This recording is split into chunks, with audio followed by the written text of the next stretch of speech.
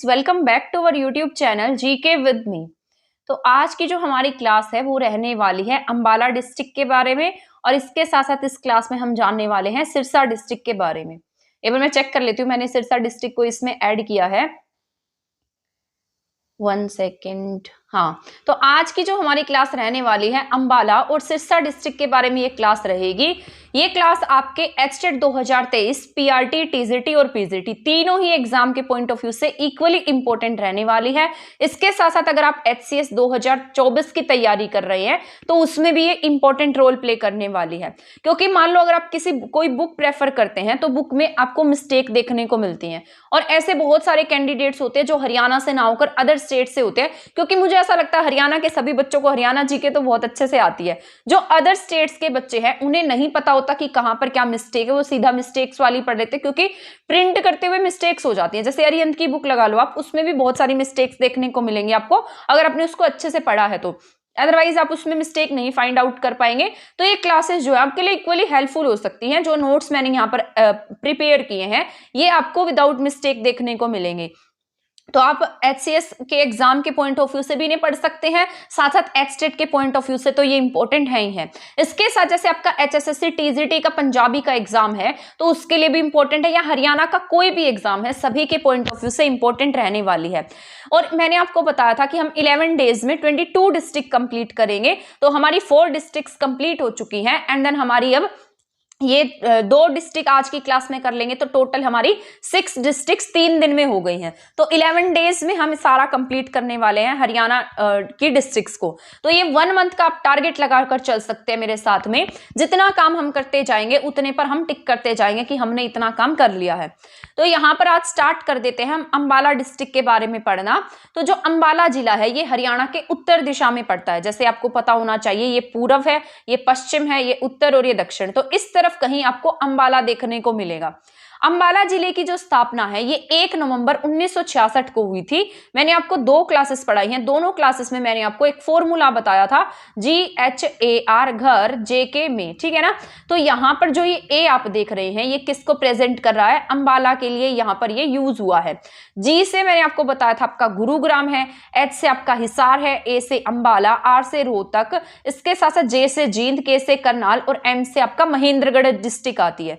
तो महेंद्रगढ़ डिस्ट्रिक्ट में आपको पढ़ा चुकी हूं, करनाल डिस्ट्रिक्ट पढ़ा चुकी हूं। तो ये 1 नवंबर के जिलों में से ये आपका अंबाला जिला जो है यहाँ पर 3rd जिला है। तो यहाँ पर 1 नवंबर 1966 को आपका अंबाला जिला जो है वो अस्तित्व में आता है, जब आपका हरियाणा जो है पंजाब से अलग होता है। हरियाणा जब पंजाब से अलग हुआ तो हरियाणा को पंजाब का 35% हिस्सा जो है वो मिल जाता है। इसके साथ साथ इसके हेडक्वार्टर की अगर हम बात कर लेते हैं तो इसका हेडक्वार्टर जो है वो अंबाला में ही है। जैसे मैंने महेंद्रगढ़ आपको पढ़ाया था, महेंद्रगढ़ में मैंने आपको बताया था कि उसका जो हेडक्वार्टर है यानी कि उसके जो ऑफिशियल काम है वो महेंद्रगढ़ में नहीं होते। महेंद्रगढ़ में ना होकर कहां पर होते हैं, नारनौल में होते हैं। लेकिन अंबाला डिस्ट्रिक्ट ऐसे डिस्ट्रिक्ट है जिसका हेडक्वार्टर कहां पर है, खुद ही अंबाला में है। मतलब ये सारी डिस्ट्रिक्ट्स का हेडक्वार्टर ही उनकी डिस्ट्रिक्ट में है, बस यहाँ पर एक्सेप्शन एक है, वो महेंद्रगढ़ है। तो महेंद्रगढ़ याद रखेंगे तो बाकी सारे अपने आप आपको याद रह जाएंगे। अंबाला जो है ये पंजाब के साथ में सीमा साझा करता है, एक पॉइंट याद रखना है। इसके साथ साथ पंचकुला के साथ, कुरुक्षेत्र और यमुनानगर के साथ में।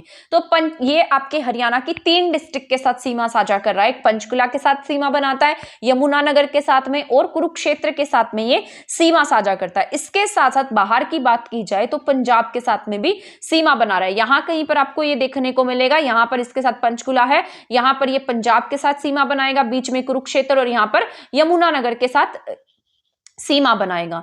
तहसीलों की बात करते हैं तो यहाँ पर तहसीलों में अंबाला तहसील है, बराड़ है, नारायणगढ़ है और शहजादापुर है और साहा भी है। साहा एक ऐसा एरिया है जहां पर मेगा फूड पार्क स्थापित किया गया है। फूड पार्क ये होता है जहां पर अलग अलग टाइप का जो फूड होता है ना वो रखा जाता है, स्पेसिफिक फूड रखा जाता है यहाँ पर। तो ये फूड पार्क हो जाते हैं जो जहां पर किसी विशेष प्रकार के जो खाद्य पदार्थ उनको स्टोर करके रख सकते हैं। खंड की बात करते हैं तो यहाँ पर खंड बराड़ है, नारायणगढ़ है, शहजादापुर और साहा है। साहा में क्या है, मेगा फूड पार्क स्थापित किया गया है। अगर हम अंबाला की एससी रिजर्व सीट्स की बात करते हैं तो यहाँ पर मुलाना जो है वो यहाँ की एससी रिजर्व सीट्स है। जनसंख्या की अगर हम बात करते हैं तो यहाँ पर जनसंख्या 11 लाख प्लस है, मतलब बहुत ज्यादा क्राउडेड एरिया हम इसको नहीं कह सकते। जैसे गुरुग्राम, भिवानी, हिसार, ये सारे एरिया जो है क्राउडेड है, यहाँ पर बहुत ज्यादा जनसंख्या आपको देखने को मिलती है, लेकिन अंबाला की जनसंख्या 11 लाख प्लस है। लिंगानुपात की बात कर लेते हैं तो यहाँ का लिंगानुपात 885 है। साक्षरता दर यहाँ पर अच्छी खासी दिखाई दे रही है, 81%। हरियाणा की साक्षरता दर की बात की जाए तो 75% के आसपास आपको हरियाणा की साक्षरता दर देखने को मिलेगी। और अंबाला की टोटल जो लिटरेसी रेट है या साक्षरता दर है वो कितनी है, 81% है। तो यहां से आपको याद रखना है। जनघनत्व अच्छा खासा है, यहाँ पर 717 व्यक्ति प्रति वर्ग किलोमीटर के एरिया में यहाँ पर रहते हैं। अंबाला जो है वो नेशनल हाईवे 44 के साथ में जुड़ा हुआ है, तो ये याद रखना है आपको, इंपॉर्टेंट है। इसके साथ साथ यहाँ से रिवर्स की बात कर लेते तो रिवर्स इंपॉर्टेंट होती हैं, और रिवर्स आपके जो ज्योग्राफिकल सेक्शन दिया गया आपके सिलेबस में वहां पर पूछी जा सकती हैं। तो यहाँ से मारकंडा नदी, टांगरी, घग्गर, ये सभी क्या यहाँ की सहायक नदियां हैं, तो ये आपका इंपॉर्टेंट हो जाता है। तो ये क्या यहाँ की सहायक नदी है। इसके बाद नेक्स्ट पॉइंट है अंबाला का नामकरण। अंबाला के अगर नामकरण की बात करें तो अंबालिका के नाम पर यहाँ पर कुछ पॉइंट्स हैं जिसके आधार पर यह माना जाता है कि अंबाला को अंबाला क्यों कहा जाता है। जैसे एक मतलब अंबालिका देवी थी जिनके नाम पर अंबाला का नाम अंबाला रखा गया, या इसके आमों की अधिकता यहाँ पर ज्यादा है इसलिए ऐसा कह देते हैं कि इसका जो नाम है वो क्या रख दिया गया, अंबाला रख दिया गया। या फिर बहुत बार ऐसा भी कहा जाता है कि ये अंबा नामक राजपूत ने इसको स्थापित किया था, या अंबा नामक राजपूत ने इसका नामकरण किया था अपने नाम के आधार पर, तभी इसका नाम अंबाला रखा गया। अंबाला में क्या है, अंबा भवानी का मंदिर भी है।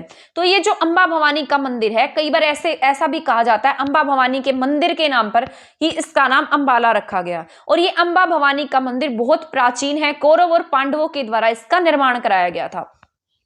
तो ये पॉइंट आपको याद रखने हैं जितने भी मैं आपको बताती जा रही हूं, अच्छे से ध्यान से सुन लेना।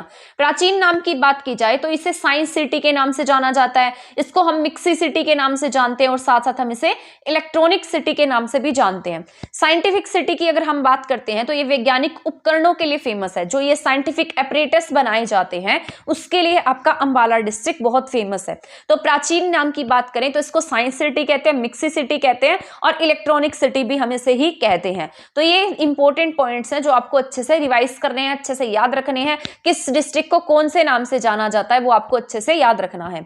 तो साइंस सिटी है, ये मिक्सी सिटी है, इसके साथ साथ ये इलेक्ट्रॉनिक सिटी भी है।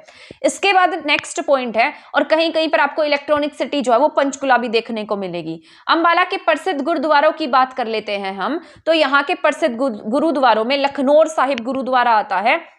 इसके बाद यहाँ पर सूरजकुंड है, ठीक है, सूरजकुंड गुरुद्वारा है, गुरु गोविंदपुर गुरुद्वारा है। यहाँ पर सूरजकुंड जो है ना वो आपका फरीदाबाद में है, तो इसको काट देना, यहाँ पर ये मत इंक्लूड करना, ठीक है ना, तो ऐसे आप कंफ्यूज हो जाएंगे। तो सूरजकुंड फरीदाबाद में, यहाँ पर जो गुरुद्वारे हैं उनमें लखनौर साहिब है, गोविंदपुर गुरुद्वारा है, और मांझी साहिब गुरुद्वारा। ये वाला गुरुद्वारा जो है ये आपका बहुत ज्यादा फेमस है, क्योंकि ये मोस्ट ऑफ एग्जाम में पूछा गया है और ये बहुत बार एग्जाम में आया भी है। तो ये ना शायद आपके 6th या 7th गुरु की याद में ये बनाया गया था, मतलब यहाँ पर बावड़ी बनाई गई थी, और ये 10वें गुरु की याद में भी स्थापित किया गया है। यहाँ पर जो ये दोनों गुरु थे, छठे गुरु और 10वें गुरु, उनसे रिलेटेड है। लखनौर साहिब गुरुद्वारा जो है वो 10वें गुरु से रिलेटेड है। ऐसा कहा जाता है कि 10वें गुरु का यहाँ पर क्या था, ननिहाल था, इसलिए इसका नाम क्या रख दिया गया, लखनौर साहिब रख दिया गया। तो मांझी साहिब गुरुद्वारा है, ये छठे और 10वें गुरु की याद में बनाया गया है। लखनौर साहिब गुरुद्वारा जो है वो 10वें गुरु की याद में बनाया गया है। इसके साथ साथ यहाँ पर गोविंदपुर गुरुद्वारा भी है। तो ये तीनों गुरुद्वारे याद रखने हैं, लखनौर साहिब, मांझी साहिब और इसके साथ साथ गोविंदपुर गुरुद्वारा। यहाँ पर मांझी साहिब गुरुद्वारे की अगर हम बात करते हैं तो ये 3 जिलों में है आपके, जैसे रोहतक में है, कैथल में है और अंबाला में है, ठीक है ना। तो ये 3 जिलों में है, 3 डिस्ट्रिक्ट में है, रोहतक, अंबाला और कैथल। इसके साथ साथ मैं आपको एक बात बता देती हूँ, अगर आपको हमारे CDP के हिंदी और इंग्लिश पेडागोजी के नोट्स चाहिए हैं तो आप ऊपर दिया गया जो कॉन्टेक्ट है वहां पर मुझे कॉन्टेक्ट कर सकते हैं, वहां से आपको नोट्स अवेलेबल हो जाएंगे और सारे प्रीवियस ईयर पर बेस्ड मैंने लिखे हुए हैं, सारे आपके टॉपिक न्यू सिलेबस के अकॉर्डिंग मैंने लिखे हैं। अगर किसी को चाहिए तो आप मुझे कांटेक्ट कर सकते हैं, लेकिन ये जो PDF है ये पेड रहने वाला है, पहले ही मैं आपको बता देती हूँ, कहीं आप मुझे बार बार ऐसे ही मैसेज करें तो ये बहुत रीजनेबल प्राइस में आपको मिल रहे हैं और आपका 60 मार्क्स का सिलेबस कवर करेंगे। तो अगर आपको चाहिए है तो आप मुझे मैसेज कर सकते हैं। तो यहाँ पर 3 जिले जो है वो रोहतक, कैथल और अंबाला है। यहाँ पर इस मतलब 3 जिलों में गुरुद्वारा है, रोहतक में है, कैथल में है और अंबाला में है, मांझी साहिब। इसके साथ साथ अंबाला के प्रसिद्ध उद्योगों की बात कर लेते हैं तो यहाँ पर सीमेंट कारखाना बहुत ज्यादा फेमस है, इलेक्ट्रॉनिक्स कारखाने बहुत ज्यादा फेमस है, मिक्सी के लिए फेमस है, ये सिलाई मशीनों के लिए फेमस है, रेलवे वर्कशॉप के लिए ये फेमस है। तो यहाँ पर आपको कुछ पॉइंट याद रख लेने, जैसे सीमेंट कारखाना के लिए, इलेक्ट्रॉनिक्स कारखाना के लिए, मिक्सी वगैरह का सामान यहाँ पर मिलता है, सिलाई मशीन के लिए फेमस है और रेलवे वर्कशॉप के लिए फेमस है ये। इसके बाद अगर हम नेक्स्ट बात करते हैं, अंबाला में महर्षि मार्कंडेश्वर यूनिवर्सिटी की बात कर लेते हैं। तो ये यूनिवर्सिटी आपके मुलाना अंबाला में है और 2007 में इस यूनिवर्सिटी को स्थापित किया गया था। 1995 में ये एक कॉलेज के रूप में स्थापित की गई थी। पहले ये इंजीनियरिंग कॉलेज बनाया गया था, लेकिन बाद में इसको यूनिवर्सिटी के रूप में 2007 में स्थापित कर दिया गया। तो आपसे पूछा जा सकता है महर्षि मार्कंडेश्वर यूनिवर्सिटी कहां पर है, तो आप क्या टिक करेंगे, ये अंबाला में है, अंबाला मुलाना में इसको स्थापित किया गया है। इसके बाद 1842 में अंबाला को किस में मिला दिया गया था, शिमला में मिला दिया गया था। तो आपको पता होना चाहिए ये बात कि जो अंबाला है वो कभी ना कभी हिमाचल प्रदेश का भी हिस्सा रहा था। तो 1842 में अंबाला को किस में शामिल किया गया, शिमला में शामिल किया गया। 1843 ये मोस्ट इंपॉर्टेंट पॉइंट है, 1843 में करनाल कैंट को अंबाला में ट्रांसफर कर दिया गया। पहले जो आज ही आप जो अंबाला कैंट सुनते हैं, जहां से जैसे अनिल विज जो है मतलब यहां से विधायक है पड़े, ठीक है ना, अंबाला से, तो यहां पर आपको पता होना चाहिए पहले जो ये अंबाला कैंट था यही क्या था, करनाल कैंट था। लेकिन करनाल का जो एरिया था ना वो ऐसा थोड़ा सा नीचा एरिया था। एक दिन बहुत मतलब बाढ़ आ गई या बारिश हो गई, उस वजह से वहां पर मक्खी मच्छर इस तरीके बहुत ज्यादा फैल गए और उसमें एक बीमारी फैल गई, शायद प्लेग की बीमारी फैल गई थी, जिस वजह से बहुत सारे जो सैनिक थे उनकी डेथ होने लगी। इस वजह से जो ब्रिटिशर्स थे उन्होंने क्या किया, करनाल कैंट को कहां पर ट्रांसफर कर दिया, अंबाला में ट्रांसफर कर दिया, क्योंकि अंबाला जो था वो थोड़ा हिली रीजन में था, तो वहां पर पानी वगैरह इकट्ठा होने की जो समस्या थी वो नहीं हो सकती थी। इसलिए 1843 में करनाल कैंट को कहां पर ट्रांसफर कर दिया गया, अंबाला में ट्रांसफर किया गया। और ये क्वेश्चन जो है वो आपका एग्जाम में पूछा भी गया। अब मैंने आपको इसकी स्टोरी भी बता दी है, तो आप इसको अब आसानी से याद रख सकते हैं। ये मोस्ट इंपॉर्टेंट पॉइंट है, आपसे बहुत बार एग्जाम में पूछा जाता है कि हरियाणा के कौन से डिस्ट्रिक्ट से 1857 की क्रांति हुई थी। मतलब ऐसी मान्यताएं भी हैं, ऐसा भी कहा जाता है जो 1857 की क्रांति है वो यूपी के मेरठ से नहीं होकर हरियाणा के अंबाला से होनी थी, क्योंकि उस समय में तो हरियाणा यूपी का ही हिस्सा था। लेकिन कुछ ऐसे गद्दार थे जिन्होंने 1857 की क्रांति होने की सूचना जो है वो अंग्रेजों को दे दी, जिसकी वजह से क्रांति यहां से शुरू नहीं हो सकी। तो अंबाला से 10 मई 1857 को क्रांति की क्या होनी थी, शुरुआत होनी थी। इसके बाद अगर हम पीर नौगजा की बात कर लेते हैं, यहाँ पर एक इस तरीके से जैसे हम कह सकते हैं जो पीर होते हैं जैसे उनकी दरगाहें होती हैं, तो यहाँ पर पीर नौगजा की दरगाह है जिसकी हाइट की बात कर लेते हैं। तो पहले ये पीर नौगजा जो थे ना वो इराक के रहने वाले थे और ये इनकी हाइट ना 36 इंच थी, या फिर हम 8 मीटर कह सकते हैं या 27 फीट कह सकते हैं। तो इनकी हाइट काफी ज्यादा थी और इनका नाम क्या था, सैयद इब्राहिम था। इराक के रहने वाले थे, ये सूफी संत टाइप के थे, इसीलिए इनकी दरगाह जो है वो कहां पर बनाई गई है, अंबाला में बनाई गई, नेशनल हाईवे के ऊपर इनकी दरगाह है। इसके साथ साथ यहां पर आपको एक मंदिर भी देखने को मिलेगा जिसकी वजह से इसे हिंदू मुस्लिम एकता के प्रतीक के रूप में भी जाना जाता है। और ये कल्याण गांव में शाहाबाद मारकंडा कुरुक्षेत्र मार्ग पर स्थापित की गई है। कई बार तो इनकी हाइट पूछी जाती है 36 इंच, 8 मीटर या फिर 27 फीट। इसके बाद यहाँ पर हम नेक्स्ट मैंने अभी आपको बताया यहाँ पर मंदिर भी है, तो यहाँ पर भगवान शिव का मंदिर है, इस वजह से इसे हिंदू मुस्लिम एकता के प्रतीक के रूप में जाना जाता है। और पीर नौगजा की स्पेशल बात कर लेते हैं। यहाँ पर स्पेशल बात यह है कि जो पीर नौगजा थे वो यहाँ पर ना आज भी घड़ी चढ़ाई जाती है। ऐसा माना जाता है कि अगर मान लो यहाँ पर कोई घड़ी चढ़ा देता है तो उसकी मन्नत जो है वो पूरी हो जाती है।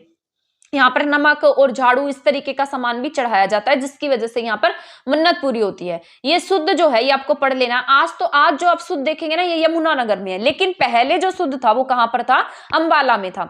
ये त्रिकोणीय गढ़ था, यानी कि 3 कोनों पर बसा हुआ था। इसके 3 कोनों पर दुर्ग स्थापित थे और ये तोमर और चौहान शासक के मतलब यहाँ पर ऐसा माना जाता है, यहाँ ये कहीं ना कहीं तोमर से रिलेटेड रहा होगा या चौहानों से रिलेटेड रहा होगा, क्योंकि यहां से उनके सिक्के मिले हैं। क्योंकि जहां से भी हमें सिक्के मिलते हैं इसका मतलब हम वहां से अंदाजा लगा सकते हैं कि यहां पर कभी ना कभी ये लोग निवास करते थे। इस वजह से कहा जाता है यहां पर क्या मिले हैं, तोमर और चौहानों के सिक्के मिले हैं। पहले शुद्ध कहां था, अंबाला में था, लेकिन आज शुद्ध कहां पर है, यमुनानगर में है। गोपालगिरी का दुर्ग तो आपका यहां पर नहीं है, मुझे याद आ रहा है मेवात में है वो, ठीक है ना। तो शुद्ध यहां पर है, गोपाल मोचन अभिलेख है यहां पर। तो शुद्ध में क्या है, गोपाल मोचन अभिलेख है। तो ये याद रख लेना, गोपाल मोचन का अधूरा अभिलेख कहां से मिला है, तो आपको याद रखना है यमुनानगर से मिला है और वो शुद्ध से मिला है, ठीक है ना। तो ये पॉइंट मुझे याद आ रहा था। इसके बाद अगर हम अंबाला की फेमस पर्सनैलिटीज की बात कर लेते हैं, तो यहां से फेमस पर्सनैलिटी में जूही चावला यहां से हैं, परिणीति चोपड़ा है यहां से, ओमपुरी है, सुचेता कृपलानी है, इसके साथ साथ जोराबाई अंबाले वाली जो गजल गायिका है। तो ये सारी फेमस पर्सनैलिटीज जो हैं वो कहां से बिलोंग करती हैं, अंबाला से बिलोंग करती हैं। इसके बाद हम नेक्स्ट चलते हैं some facts related to Ambala. Ambala के कुछ महत्वपूर्ण पॉइंट्स हैं जिसके बारे में हमें जान लेना जरूरी है, क्योंकि ये कुछ फैक्ट्स होते हैं जो एग्जाम में हर बार आए हुए हैं या आगे आने के इनके पूरे पूरे चांसेस हैं। तो उत्तर भारत का सबसे बड़ा रेलवे जंक्शन जो है वो कौन सा है, अंबाला जंक्शन है। इसके बाद अंबाला में शिवालिक श्रृंखला है जो वर्षा का प्रमुख कारण है। यहाँ पर आपको हरियाणा के 3 डिस्ट्रिक्ट ऐसे मिलेंगी जहां पर आपको ज्यादा बारिश देखने को मिलेगी, जिसमें एक पंचकुला है, जिसमें अंबाला है और यमुनानगर है। तो ये 3 डिस्ट्रिक्ट्स ऐसी हैं जहां पर आपको ज्यादा बारिश देखने को मिलती है। नारायणगढ़ किले का निर्माण सिरमौर के शासक लक्ष्मी नारायण ने करवाया था। और आपको एक बात याद रख लेनी है, जो नारायणगढ़ है वो फेमस है सोने के लिए। अगर आपसे पूछा जाता है हरियाणा में सोना कहां पर पाया जाता है, तो आप क्या टिक करेंगे, नारायणगढ़ में क्या है, सोना है। फेमस फॉर गोल्ड, गोल्ड के लिए फेमस है ये। वैसे तो आपके मोस्ट ऑफ मिनरल्स आपको कहां पर देखने को मिलते हैं, महेंद्रगढ़ में देखने को मिलते हैं, लेकिन कुछ ऐसे विशेष मिनरल्स हैं जो आपके कहां पर हैं, कुछ अलग अलग डिस्ट्रिक्ट में भी है। जैसे नारायणगढ़ सोने के लिए जाना जाता है, सोना यानी कि गोल्ड के लिए फेमस है। इसके बाद यहां पर नेक्स्ट पॉइंट है, नाथूराम गोडसे को फांसी की सजा कहां पर हुई थी, अंबाला जेल में हुई थी, ठीक है ना। तो ये पॉइंट याद रख लेना है, अंबाला जेल में क्या हुई है, इन्हें फांसी हुई है। नाथूराम गोडसे को कहां पर फांसी हुई, अंबाला जेल में हुई। अंबाला में सेंट पॉल चर्च भी है। अंबाला में सबसे अधिक सिंचाई जो है वो नांगल सिंचाई परियोजना के तहत यहां पर सिंचाई होती है। अंबाला में सबसे अधिक मसाले होते हैं और सबसे अधिक क्या है, यहाँ पर मसाले पाए जाते हैं, ठीक है ना। तो अंबाला किसके लिए फेमस है, मसालों के लिए भी फेमस है। राय बहादुर मुरलीधर, मोस्ट इंपॉर्टेंट, कांग्रेस की पहली शाखा जो है वो राय बहादुर मुरलीधर जी के द्वारा स्थापित की गई थी। इनको grand old man of Punjab के नाम से भी हम जानते हैं। और ये जब कांग्रेस की पहली मीटिंग हुई थी तो ये वहां पर प्रेजेंट थे, और ऐसा कहा जाता है कि वहां पर टोटल 72 प्रतिनिधि थे, यानी कि 72 रिप्रेजेंटेटिव गए थे अपने अलग अलग एरिया से, जिसमें राय बहादुर मुरलीधर जी भी प्रेजेंट हुए थे। तो ये इन्होंने कांग्रेस की पहली शाखा जो है वो कहां पर स्थापित की है, अंबाला में स्थापित की है। और ये हरियाणा में कांग्रेस की शाखा को 1886 में कराए थे। बाद में इन्होंने इसका जो रिस्पॉन्सिबिलिटी है वो लाला लाजपत राय जी को दी थी, और लाला लाजपत राय जी ने हिसार में एक्टिव होकर इसके लिए काम किया था। और 1 साल बाद 1887 में वहां पर इन्होंने कांग्रेस की शाखा स्थापित कर दी, लाला लाजपत राय जी ने। इसलिए लाला लाजपत राय जी की कर्म भूमि जो है वो हिसार को कहा जाता है। सुषमा स्वराज की बात कर लेते हैं, तो सुषमा स्वराज अंबाला से थी और ये दिल्ली की पहली महिला सीएम बनी। बहुत फेमस पर्सनैलिटी है, 25 साल की उम्र में कैबिनेट में मिनिस्टर बनने वाली हरियाणा की पहली महिला है ये। इसके साथ साथ दिल्ली की पहली महिला सीएम थी सुषमा स्वराज। अभी थोड़े टाइम पहले ही 5-6 साल पहले की बात कर लेते हैं तो इनकी डेथ हो गई थी। इसके बाद हम चलते हैं नेक्स्ट डिस्ट्रिक्ट पर, सिरसा डिस्ट्रिक्ट के बारे में पढ़ लेते हैं क्योंकि आपकी इंपॉर्टेंट है और ये दोनों डिस्ट्रिक्ट आज की हमारी क्लास में कवर हो जाएंगी। तो ऐसे करके हमारी 6 डिस्ट्रिक्ट जो है वो कंप्लीट हो जाएंगी। तो देखिए 3 दिन में हमने 6 डिस्ट्रिक्ट कर लिया, अदरवाइज हम एक एक डिस्ट्रिक्ट करते रहते और पूरा महीना चला जाता। ऐसे ये टारगेट है आपका, 1 महीने का टारगेट है, 1 महीने में आपका सिलेबस जो है वो हम मतलब कंप्लीट करने वाले हैं। तो अब हम सिरसा जिले को पढ़ लेते हैं। सिरसा जिला जो है 1975 में अस्तित्व में आया था। तो ये हिसार से अलग करके बनाया गया था। जैसे हिसार, फतेहाबाद और ये सिरसा, ये तीनों क्या थे, एक थे। तो यहाँ हिसार से इसको अलग करके क्या बना दिया गया, सिरसा जिला बना दिया गया। और ये कब अस्तित्व में आया है, 1975 को अलग जिले के रूप में अस्तित्व में आया। अब इसके नाम की बात कर लेते हैं। तो सिरसा का जो प्राचीन नाम है वो सिरशुति, या कुछ स्थानों पर सरिस्का भी लिखा है। तो ये ना आपके सीईटी का एग्जाम हुआ था, एचटेट का, तो उसमें सॉरी सीईटी का एचएसएससी का एग्जाम हुआ था, तो उसमें पूछा गया था। तो सरिस्का लिखा गया, पाणिनि की अष्टाध्यायी में सरिस्का नगर का वर्णन किया गया है। 1357 ईस्वी में राजा सारस ने इस नगर को बसाया था। इस नगर का नाम सारस अथवा सरस्वती नगर भी था, लेकिन आज हम इसे किसके नाम से जानते हैं? सिरसा के नाम से जानते हैं। 1330 में एक प्रसिद्ध अरब यात्री था इब्न बतूता, जो मोरक्को से आया था, इब्न बतूता। तो ये इसने भी किसका वर्णन किया है? सिरसुती नगर का वर्णन किया है। इसने अपनी किसी ना किसी बुक में लिखा होगा सिरसुती नगर, यानी कि ये कहां पर आया? सिरसुती नगर में आया, सिरसा में आया। ये मोस्ट इंपॉर्टेंट पॉइंट है आपका, बहुत ज्यादा जरूरी है। 1398 में भाटी नगर उफ भटनेर में विजय करने के बाद तैमूर लंग सिरसा से फतेहाबाद और टोहाना की ओर अग्रसर हुआ। तो आपसे पूछा जा सकता है हरियाणा के सिरसा में तैमूर लंग का जो आक्रमण है वो कब हुआ था? तो 1398 में हुआ था। ये तैमूर लंग बहुत ज्यादा क्रूर आदमी था, ऐसे कत्लेआम मचा दिया इसने, ऐसे लोगों को बिना कसूर के, छोटे छोटे बच्चों को, बूढ़ों को ऐसे यूं मारता गया, तलवार के साथ उनकी गर्दन काटता गया, इतना क्रूर शासक था। तो ये कहाँ आया है? हरियाणा के टोहाना से, फतेहाबाद और टोहाना से अग्रसर होता हुआ आगे की तरफ बढ़ गया। तो इसका आक्रमण कब हुआ? 1398 में हुआ है। अकबर के समय में हिसार सरकार का सबसे बड़ा परगना था। तो यहाँ पर हिसार परगना इसलिए बड़ा था क्योंकि इसमें क्या आता था? सिरसा डिस्ट्रिक्ट उस समय इसी में शामिल था। मध्यकाल में यह नगर रानिया रियासत के अधीन था। इसके शासकों में हयात खान भट्टी भी शामिल थे। तो जब ये मेडिवल इंडिया था, यहाँ पर मध्यकाल था, जब यहाँ पर मुस्लिम शासन था, तो ये नगर जो है वो रानिया रियासत के अंडर आता था। रानिया उस समय रियासत थी, तो उसके अंडर क्या था? सिरसा जिला शामिल था। इसके शासकों में कौन आता था? हयात खान भट्टी शामिल था। 1837 में अंग्रेजों ने इसे भटियाना जिला बनाकर सिरसा का अलग मुख्यालय बना दिया। इसके बाद 1884 में भटियाना जिला को तोड़कर सिरसा तहसील बनाकर किसमें मिला दिया गया? हिसार में मिला दिया गया। अब हम इसके महत्वपूर्ण स्थल की बात कर लेते हैं। तो यहाँ पर क्या है? श्री बाबा तारा जी की कुटिया है। लेकिन मैंने आपको कल बताया था स्टार मोन्यूमेंट, तो आपको याद होना चाहिए स्टार मोन्यूमेंट मैंने आपको कल की क्लास में कहां पढ़ाया था, तो आपको ये याद होना चाहिए। तो स्टार मोन्यूमेंट आपको मैंने बताया था भिवानी डिस्ट्रिक्ट में, तो ये याद रखना है, आपको भूलना नहीं है।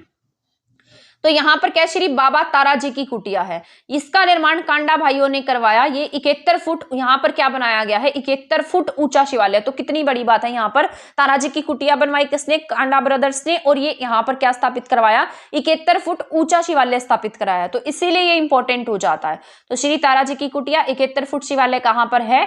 ये सिरसा में है। इसके बाद दादी सती मंदिर, यहाँ पर क्या स्थापित किया गया है? दादी सती मंदिर है, कुम्हारिया में है। हर महीने शुक्ल पक्ष की चतुर्थी को यहाँ पर इनकी क्या की जाती है? विशेष पूजा की जाती है। इसके बाद हम नेक्स्ट पॉइंट पर चलते हैं। यहाँ पर गुरुद्वारे की बात कर लेते हैं। तो इस गुरुद्वारे का नाम है गुरुद्वारा चोर मार शहीदा, चोर मार गुरुद्वारा। तो गुरुद्वारा चोर मार शहीदा गुरुद्वारा कहाँ है? सिरसा में है। तो चोर मार गुरुद्वारा कहाँ पर है? सिरसा में है। ये याद रख लेना है, आपको इंपॉर्टेंट है। इसके साथ साथ मैंने आपको चोर गुबुंद पढ़ाई थी कल, तो इनमें कंफ्यूज नहीं होना, सारे के सारे वर्ड देखो आपको एक जैसे मिलेंगे। तो चोर गुबुंद हमने कहाँ पढ़ी थी? महेंद्रगढ़ में पढ़ी थी। जमाल खान ने बनवाई थी, अपनी ही समाधि स्थल के रूप में उसने बनवाया था। लेकिन बाद में चोरों ने इसको क्या कर लिया? चारों तरफ से घेर लिया। जब भी चोरी करके आते उसमें छुप जाते थे, इस वजह से उसका नाम चोर गुबुंद रखा गया। लेकिन ये जो गुरुद्वारा है इसका नाम क्या है? चोर मार शहीदा गुरुद्वारा है। ये सिरसा जिले के गांव चोरमार में स्थित है। इसी वजह से, मतलब इस गांव का नाम है चोरमार, इसी वजह से गुरुद्वारे का नाम भी चोरमार शहीदा गुरुद्वारा है। गुरुद्वारा चोरमार शहीदा उन साधु संतों की याद दिलाता है जो भटके लोगों को राह दिखाने हरियाणा में आए थे, तथा यहाँ उन लोगों के लिए जाना जाता है जो राहगीरों से धन लूटने वालों के लिए शहीद। यहाँ पर ये दो चीजों के लिए फेमस है। एक तो उन लोगों के लिए जो यहाँ पर राह दिखाने के लिए आए थे भूले भटके लोगों को, और एक उन लोगों के लिए फेमस है जहां पर मतलब उन लोगों के लिए जाना जाता है जैसे जो राहगीरों से धन लूटते, मतलब जैसे कोई भी रास्ते में जा रहा है और वहां से उन लोगों से धन लूटकर उन्हें मार दिया जाता था। तो इन दोनों की याद दिलाता है ये गुरुद्वारा। इसके बाद डेरा बाबा भूमन शाह की बात कर लेते हैं। तो ये 300 साल पहले स्थापित किया गया था। इसके संस्थापक बाबा भूमन शाह थे। इसके बाद हम नेक्स्ट पॉइंट पर चलते हैं। सिरसा में विधानसभा क्षेत्र की बात कर लेते हैं। तो सिरसा में सिरसा है, डबवाली है, एलनाबाद है, रानिया है और कलांवली है। ये सारे विधानसभा क्षेत्र हैं। इसके बाद सिरसा में कुछ फेमस पर्सनालिटीज हैं जिसके बारे में हम पढ़ लेते हैं। जैसे पहला तो गोपाल कांडा है, ये वर्तमान 2023 में सिरसा जिले से विधायक हैं, इसलिए भी इनके बारे में जानना जरूरी है क्योंकि ये क्या है, यहाँ से विधायक बने हुए हैं, एमएलए हैं, पहले भी हरियाणा में मिनिस्टर रह चुके हैं। इसके बाद सरदार सिंह की बात कर लेते हैं, तो ये हॉकी खिलाड़ी थे, सरदारा सिंह के नाम से जाने जाते हैं, पद्मश्री और अर्जुन पुरस्कार से ये सम्मानित किए जा चुके हैं। सविता पूनिया मोस्ट इंपोर्टेंट है, ये हॉकी खिलाड़ी हैं, अभी हाल ही में थोड़े टाइम पहले ही इन्हें मतलब अवार्ड से सम्मानित किया गया है। जोधका गांव की रहने वाली हैं सविता पूनिया। इसके बाद चौधरी देवीलाल की बात कर लेते हैं। 25 सितंबर 1914 को ताऊ के नाम से इन्हें हम जानते हैं। ये भारत के उप प्रधानमंत्री के रूप में भी काम कर चुके हैं। 1914 में इनका जन्म हुआ था। 15 साल की उम्र में स्वतंत्रता सेनानी बन गए थे। देश की आजादी में इन्होंने महत्वपूर्ण भूमिका निभाई और ये भारत के उप प्रधानमंत्री के रूप में काम कर चुके हैं। इनकी मृत्यु जो है वो 2001 में इनकी डेथ हो गई थी। तो ये यहाँ पर फेमस पर्सनालिटीज में मोस्ट इंपोर्टेंट है। इसके बाद यहाँ पर शंकर जादूगर, सुनील ग्रोवर, जिसे आप गुत्थी के नाम से जानते हैं, तो ये डबवाली सिरसा की रहने वाली है। चांदबाई हरियाणा की पहली महिला सत्याग्रही है, ये इंपॉर्टेंट है और ये आपके एग्जाम में पूछा गया है। चांदबाई क्या है, हरियाणा की पहली महिला सत्याग्रही है। इसके बाद हम नेक्स्ट पॉइंट पर चलते हैं। हरियाणा का सबसे बड़ा वन्य जीव अभयारण्य अबूब शहर जो है वो भी कहां पर है, आपके सिरसा में स्थापित किया गया है। तो अबूब शहर वाइल्ड लाइफ सेंचुरी की बात की जाए तो वो कहां पर है, सिरसा में है। और यहाँ सिरसा की एक सबसे बड़ी बात मैं आपको बता देती हूँ, एरिया वाइज आपके सबसे बड़ी डिस्ट्रिक्ट जो है वो सिरसा ही है। तो आपको याद रखना है आज की तारीख में जो सबसे बड़ी एरिया वाइज डिस्ट्रिक्ट है वो सिरसा है। हरियाणा का सबसे बड़ा वन्य जीव अभयारण्य अबूब शहर वन्य जीव अभयारण्य है। इसके कुछ पॉइंट्स जो है वो मैंने इसलिए नहीं लिखे हैं क्योंकि 2011 की जनगणना के बाद में हमारे कुछ आंकड़े जो है वो बदल गए हैं। जैसे पहले आपका सबसे बड़ा जो मतलब डिस्ट्रिक्ट था एरिया वाइज वो भिवानी था, लेकिन जैसे उससे चरखी दादरी अलग हो गया तो उसके बाद आपका सिरसा जिला जो है वो बड़ा जिला माना जाता है। सिरसा जिले में ये स्थित है वन्य जीव अभयारण्य। ये 11,530 हेक्टेयर में फैला हुआ है। काला तीतर यहाँ पर अधिक पाया जाता है और हरियाणा का एरिया वाइज सबसे बड़ा क्या है, अभयारण्य है। अब यहाँ पर बात कर लेते हैं फल उत्कृष्टता केंद्र की। मैंने आपको कल की क्लास में सब्जी उत्कृष्टता केंद्र बताया था जो आपके करनाल घरोंडा में स्थापित किया गया है। परसों की क्लास में जब हमने करनाल डिस्ट्रिक्ट के बारे में पढ़ा था तब मैंने आपको बताया था सब्जी उत्कृष्टता सेंटर की बात की जाए तो वो कहां पर है, करनाल में है। लेकिन अगर हम फल की बात करें, खट्टे फलों का अगर कुछ आ जाता है, उससे रिलेटेड कुछ क्वेश्चन आ जाते हैं तो वो आपको सिरसा में टिक करने होंगे। तो यहाँ पर फल उत्कृष्टता केंद्र की बात हो रही है तो ये कहां पर आपके इजराइल में है। फल उत्कृष्टता केंद्र मंगियाना इजराइल में है और 2013 में इसको स्थापित किया गया था। वो आपका 2011 में स्थापित होता है। 8वां सब्जी एक्सपो बनाया गया वहां पर। ये क्या आपका फल उत्कृष्टता सेंटर है और ये खट्टे फलों के लिए भी फेमस है। HSIDC फूड पार्क जो है वो तेजाखेड़ा में स्थापित किया गया है। इसके बाद लीलाधर दुखी स्मारक, ये इंपॉर्टेंट है। लीलाधर दुखी स्मारक 26 अगस्त 2001 को कहां बनाया गया है, सिरसा में। चौधरी देवीलाल विश्वविद्यालय की स्थापना सिरसा जिले में 2 अप्रैल 2003 को की गई है। कहीं कहीं पर 2004 भी लिखा है बट वैसे आपको 2003 टिक करना है। चौधरी देवीलाल यूनिवर्सिटी जो है कहां पर है, ये सिरसा में है। 2 अप्रैल 2003 में इसकी स्थापना हुई है, जिसे हम CDLU के नाम से जानते हैं, चौधरी देवीलाल यूनिवर्सिटी, ठीक है ना। इसके बाद सिरसा जिले में भारतीय वायुसेना का स्टेशन है। आपके भारतीय वायुसेना के 2 एयरफोर्स स्टेशन है, एक आपका अंबाला में है और एक आपका सिरसा में है। तो ये अंबाला और सिरसा दोनों ही इंपॉर्टेंट है, दोनों ही जगह आपके एयरफोर्स स्टेशन है। इसके साथ साथ ये दोनों ऐसे डिस्ट्रिक्ट है जो आपके हरियाणा में लोकसभा की जो रिजर्व सीट्स होती हैं वो हैं, ठीक है ना। तो लोकसभा की आरक्षित सीटों में 2 सीटें आपके, वैसे लोकसभा की आपको पता होना चाहिए हरियाणा में 10 सीट है। उन 10 में से 2 आरक्षित सीटें कौन सी हैं, अंबाला और दूसरी क्या है, सिरसा है। तो याद रखना है। इसके बाद अगर हम सुरखाप पर्यटन स्थल की बात कर लेते हैं तो ये 1980 में स्थापित किया गया था, ये सिरसा में है। सिरसा जिले में सिंचाई जो है वो किससे होती है, घग्गर नदी से होती है और सिरसा जिले में ही O2 बैराज बनाया गया है घग्गर नदी के ऊपर। दलदली भूमि एकमात्र कहां पाई जाती है, सिरसा जिले में पाई जाती है। यहाँ की मिट्टी का रंग कैसा है, लाल होता है। इसके बाद हम रानिया का विद्रोह पढ़ लेते हैं। 1818 में जाबित खान के नेतृत्व में सिरसा जिले के रानिया कस्बे में इसका विद्रोह हुआ था। केंद्रीय कपास अनुसंधान केंद्र कहाँ है, सिरसा जिले में है। तो ये भी इंपॉर्टेंट है आपका। अगर कॉटन से रिलेटेड पूछा जाए, हरियाणा में सबसे अधिक कपास कहाँ पाई जाती है, सिरसा में पाई जाती है। लेकिन अगर आपसे पूछा जाए कॉटन सिटी कौन सी है तो पलवल है। तो तो दोनों में कंफ्यूज नहीं होना, कपास ज्यादा सिरसा में है, लेकिन कपास सिटी की बात की जाए या कॉटन सिटी की बात की जाए तो वो आपके पलवल है, और कपास अनुसंधान सेंटर भी कहां है, आपके सिरसा में है।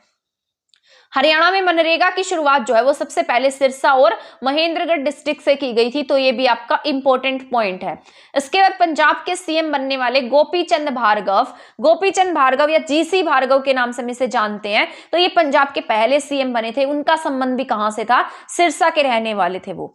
गेहूं में, कपास में, फलों में, सब्जियों में, इन सब के उत्पादन में जिले में जो हरियाणा में प्रथम स्थान रखता है वो आपका सिरसा डिस्ट्रिक्ट रखता है। अगर आपसे गेहूं और कपास से रिलेटेड कोई भी क्वेश्चन आ जाता है कि इनमें से ज्यादा, इनका ज्यादा प्रोडक्शन ये ज्यादा कहां पर होते हैं, तो आपको सिरसा डिस्ट्रिक्ट टिक कर देना है, ठीक है ना। जितने पॉइंट मैंने आपको बताए हैं तो आपको याद रखने हैं। हमारा लास्ट पेज है और हमारी क्लास जो है वो अब खत्म भी हो जाएगी। 30 मिनट्स में देखो हमने 2 डिस्ट्रिक्ट कवर कर ली है। तो यहाँ पर गायक जो रुपिंदर हांडा पंजाबी गायक है वो कहाँ से बिलोंग करती हैं, सिरसा से बिलोंग करती हैं। सिरसा जिले का चौटाला गांव जो है हरियाणा राज्य के पश्चिमी छोर पर लगता है। इसके बाद यहाँ पर राजा भोज से संबंधित अभिलेख भी कहां से मिला, सिरसा से मिला है। इसके बाद में सर्वाधिक गौशालाएं, गायें जो सबसे ज्यादा है वो सिरसा में है। सिरसा के डबवाली में हंटर जीपों का निर्माण किया जाता है। तो ये 2 डिस्ट्रिक्ट जो है वो आज की क्लास में मैंने आपको पढ़ा दी है। तो मैं ऐसी उम्मीद करती हूँ कि आपको ये डिस्ट्रिक्ट्स जो है वो समझ में आ गई होंगी। तो अंबाला डिस्ट्रिक्ट और सिरसा डिस्ट्रिक्ट के बारे में हम पढ़ चुके हैं। ऐसे आपकी 6 डिस्ट्रिक्ट कंप्लीट हो गई हैं। अगर आपको सीडीपी के नोट्स, हिंदी इंग्लिश पेडागोजी के नोट्स चाहिए हैं तो आप मुझे नंबर पर कांटेक्ट कर सकते हैं और वहां से आपको नोट्स मिल जाएंगे। हरियाणा जीके के नोट्स अभी अवेलेबल नहीं है, कभी आप हरियाणा जीके के लिए मुझे मैसेज करने लग जाओ। तो अगर जिसको सीडीपी के और हिंदी इंग्लिश पेडागोजी के नोट्स चाहिए वो ही मुझे मैसेज कर सकता है, और ये पेड रहने वाले हैं और बहुत रीजनेबल हैं, ज्यादा कॉस्टली नहीं रखे हैं मैंने इनको। तो ये आपकी प्रिपरेशन में आपकी हेल्प कर सकते हैं, ठीक है ना, क्योंकि आपके प्रिपरेशन में आपका कम टाइम रहता है और कम टाइम में आपको ज्यादा सिलेबस कवर करना है। अभी न्यू सिलेबस आया है तो आपको अपनी प्रिपरेशन भी अच्छे से करनी है। तो अगर आपको अपना टाइम कंज्यूम करना है, अपनी प्रिपरेशन सही से करनी है, तब आप उसे ले सकते हैं। तो अब हम मिलने वाले हैं हमारी नेक्स्ट क्लास में नेक्स्ट टॉपिक के साथ। तब तक आप हमारे चैनल के साथ बने रह सकते हैं। अगर आपने हमारा चैनल सब्सक्राइब नहीं किया है, वीडियो को शेयर नहीं किया तो इसे शेयर कर दीजिए, और चैनल को सब्सक्राइब नहीं किया तो सब्सक्राइब कर दीजिए। मिलेंगे हमारी नेक्स्ट वीडियो में 2 डिस्ट्रिक्ट्स के साथ। तब तक के लिए थैंक यू, धन्यवाद।